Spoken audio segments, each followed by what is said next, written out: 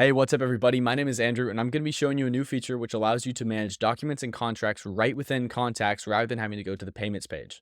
Now, before now, documents and contracts could only be managed in the payments and then documents and contracts page where you could see drafted documents, documents you're waiting on other people to fill out, and then completed documents.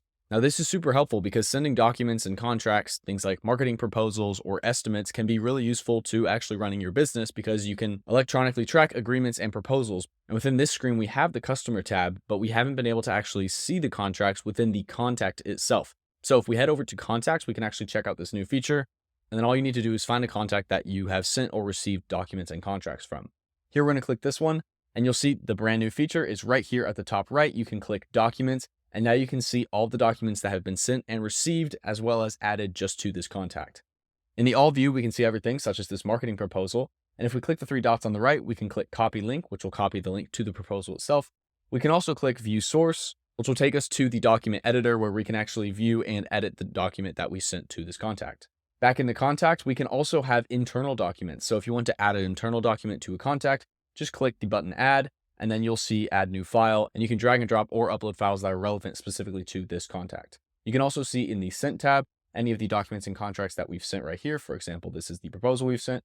And in the receive tab, we can see things like forms and surveys that this contact specifically has filled out. We can also download, sent, and receive documents, things like proposals, especially by clicking this button at the three dots, and then we'll have a little progress bar as it downloads. You can also search documents. So if you have a customer that you sent lots of contracts to, then you can search them right through here. And of course, any documents that fall under the documents and contracts folder will obviously also show up in the payments, documents, and contracts section.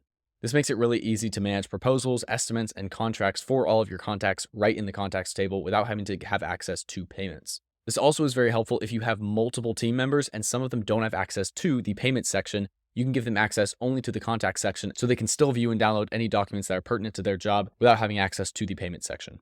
I'm personally going to be diving deeper into documents and contracts, and this feature, having them available right within the contact, makes it even easier to manage all of that information.